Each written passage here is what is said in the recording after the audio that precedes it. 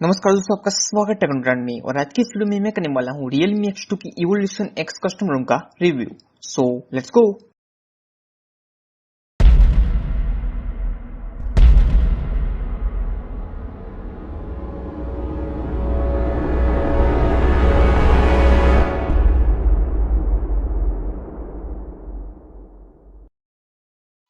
तो ये एक Android 11 रोम है और डे टू डे यूजेस में तो इसके अंदर आपको कोई भी प्रॉब्लम नहीं आने वाला है और इसकी यूआई वगैरह में भी कोई भी लैग वगैरह देखने को नहीं मिलता है। इसके बाद अगर यहाँ इसकी सेटिंग्स की बात करें तो इसमें भी बाकी Android 11 रोम जैसी सेटिंग्स देखने को मिलेगी। यहाँ कुछ आपको ज्यादा चेंजेस देखने को नहीं मिलते हैं। इसके अलावा इसके अंदर आपको कुछ कस्टमाइजेशन भी देखने को मिल जाते हैं, जिसके लिए आपको द इवोल्वर में जाना होगा। और यहाँ फर्स्ट ऑप्शन के अंदर आपको इवोल्यूशन एक्स का अबाउट सेक्शन देखने को मिल जाएगा। इसके बाद नेक्स्ट यहाँ स्टेटस बार की कस्टमाइजेशन देखने को मिल जाएगी। और यहाँ एक बग देखने को मिल रहा है कि यहाँ स्टेटस बार के अंदर स्पीड शो नहीं करती है। अगर आप यहाँ एक्सपेंडेड स्टेटस बार चूज करते हैं तो आपको यहाँ एक्सपेंडेड स्टेटस बार के अंदर स्पीड देखने को मिलेगी, लेकिन स्टेटस बार के अंदर स्पीड देखने को नहीं मिलती है। तो ये बग यहाँ देखने को मिल रहा है। लेकिन इसके अलावा यहाँ स्टेटस बार के सभी फंक्शन परफेक्टली वर्क कर रहे हैं। इसके बाद सेकंड नोटिफिकेशन की कस्टमाइजेशन आपको यहाँ देखने को मिल जाएगी, तो यहाँ भी बाकी सभी फंक्शन वर्क कर रहे हैं। इसके बाद क्विक सेटिंग्स की कस्टमाइजेशन आपको यहाँ देखने को मिल जाएगी। इसके बाद यहाँ पावर मेनू के कुछ कस्टमाइजेशन देखने को मिल जाते हैं। इसके बाद जेस्चर्स कंट्रोल आपको यहाँ देखने को मिल जाएगी और यहाँ जेस्चर्स भी परफेक्टली वर्क कर रहे हैं। इसके बाद आपको यहाँ टच स्क्रीन जेस्चर्स भी देखने को मिल जाते हैं और वो भी यहाँ परफेक्टली वर्क कर रहे हैं। तो जेस्चर्स को भी अगर आप चाहे तो यूज कर सकते हैं। इसके बाद आपको यहाँ लॉक स्क्रीन कस्टमाइजेशन देखने को मिल जाते हैं और यहाँ आपको फिंगरप्रिंट के लिए भी बहुत सारे एनिमेशंस देखने को मिल जाते हैं, तो भी अगर आप चाहे तो यूज कर पाएंगे। इसके अलावा यहाँ एक स्क्रीन ऑफ फिंगरप्रिंट का न्यू ऑप्शन देखने को मिल जाता है, जिसे अगर आप एनेबल करते हैं तब अगर आपके मोबाइल की स्क्रीन ऑफ भी है तब भी फिंगरप्रिंट वर्क करेगा। तो चलिए मैं आपको यहाँ दिखा देता हूँ कि ये किस तरह से वर्क करता है। तो यहाँ आप देख सकते हैं कि स्क्रीन ऑफ है अभी और यहाँ मैं फिंगरप्रिंट लगाता हूँ तो यहाँ आप देख सकते हैं कि मोबाइल अनलॉक हो चुका है।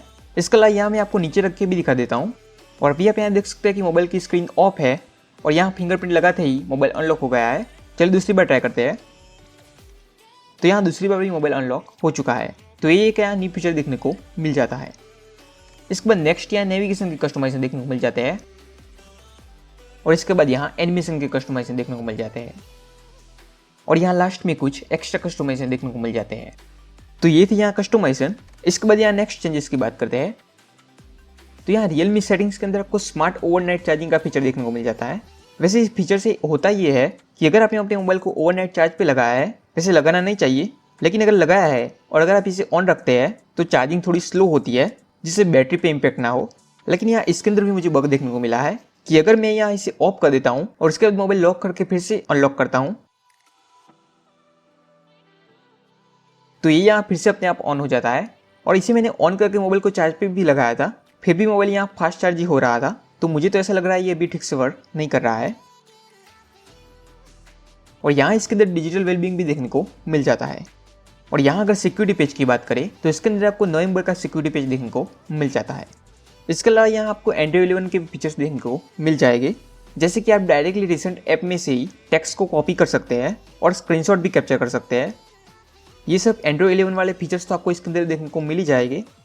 इसके अलावा इसके अंदर आपको AOD का सपोर्ट भी देखने को मिल जाता है, लेकिन आप यहाँ AOD की ब्राइटनेस को एडजस्ट नहीं कर सकते हैं इसके अंदर।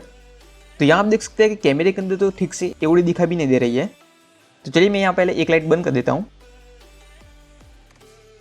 तो अब आप यहाँ देख सकते हैं कि आपको AOD दिखाई दे रही होगी थोड़ी बहुत। तो हो सकता है आपको यहाँ थोड़ी ब्राइटनेस कम देखने को मिले, लेकिन AOD यहाँ सपोर्टेड है।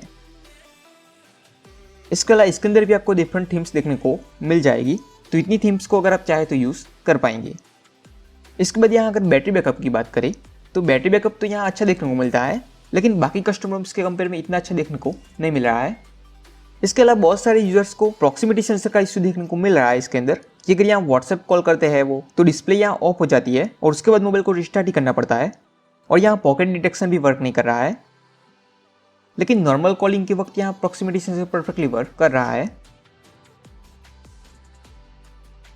वैसे गेमिंग वगैरह भी काफ़ी अच्छी इसके अंदर आपको देखने को मिल ही जाएगी। गेमिंग में मुझे नहीं लगता आपको इसके अंदर कोई भी प्रॉब्लम आएगा, लेकिन यहाँ प्रॉब्लम ये आ सकता है, आप इसके अंदर डेटा के फोल्डर के अंदर कोई भी चेंजेस नहीं कर सकते हैं, क्योंकि यहाँ ये एक एंड्रॉइड 11 रोम है और आपको पता ही होगा कि एंड्रॉइड 11 के अंदर सिक्योरिटी को इम्प्रूव किया गया है, जिसके बाद आप डेटा के फोल्डर के अंदर कोई भी चेंजेस नहीं कर सकते हैं। तो अगर आपके पास पुराने गेम की डेटा भी है तो आप उसे डेटा के फोल्डर के अंदर पेस्ट भी नहीं कर सकते हैं, तो आपको सब कुछ फिर से ही डाउनलोड करना पड़ेगा।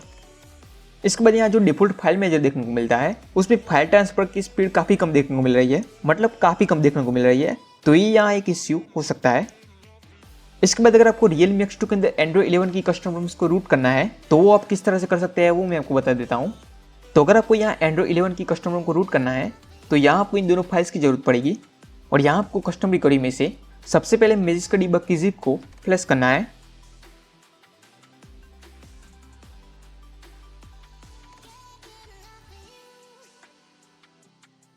तो यहाँ ये फाइल इंस्टॉल हो चुकी है। उसके बाद आपको रिबूट नहीं करना है, बैक जाना है और यहाँ आपको रिबूट में जाना है और रिकवरी पे क्लिक करना है, जिसके बाद फिर से कस्टम रिकवरी ओपन होगी।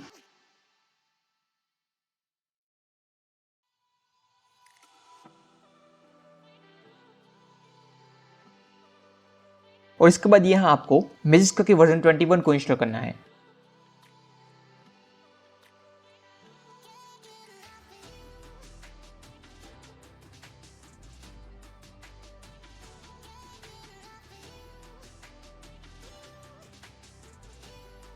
और अब आप यहाँ मोबाइल को रिबूट कर सकते हैं।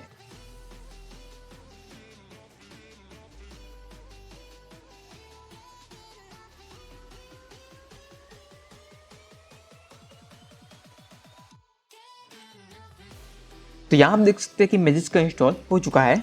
चलिए अब यहाँ CTS फिक्स है या नहीं वो भी देख लेते हैं। तो यहाँ आप देख सकते हैं कि फेल दिखा रहा है, मतलब कि अब यहाँ आपका प्ले स्टोर सर्टिफाइड नहीं रहेगा। तो अब आप जो भी ऐप्स रूटेड फ़ोन में वर्क नहीं करती है उसे यूज़ नहीं कर पाएंगे, क्योंकि यहाँ रूट डिटेक्ट हो जाएगा। तो अगर आप ऐसी कोई ऐप्स का यूज़ करते हैं तो आप अपने मोबाइल को रूट ना करें, यही अच्छा रहेगा आपके लिए। और अभी यहाँ ये फर्स्ट बिल्ड है, इसलिए आपको यहाँ थोड़ी बहुत बॉक्स वगैरह देखने को मिलेगी। तो मैंने आपको वीडियो में जो जो बताया उससे अगर आपको कोई प्रॉब्लम नहीं है तो आप इसे यूज़ कर सकते हैं। और ये यहाँ एक स्टॉक वेंडर रोम है और GFs भी इसके अंदर इंक्लूड है, तो आपको GFs अलग से फ्लैश नहीं करने हैं। और अगर आप सब्सक्राइबर है तो आपको पता ही होगा कि सारे इंस्टॉलेशन वीडियोस पहले से ही अवेलेबल है, तो उसे देख के आप इंस्टॉल कर सकते हैं। तो आपका इस कस्टम रोम के बारे में क्या ख्याल है मुझे कमेंट करके जरूर बताइए, और आप अभी कौन सी रोम यूज़ कर रहे हैं वो भी जरूर बताइए। और वीडियो को लाइक और शेयर कर दीजिए, और अगर अभी तक आपने चैनल को सब्सक्राइब नहीं किया तो भी सब्सक्राइब कर लीजिए। तो मिलते हैं नेक्स्ट वीडियो में। जय हिंद, जय भारत।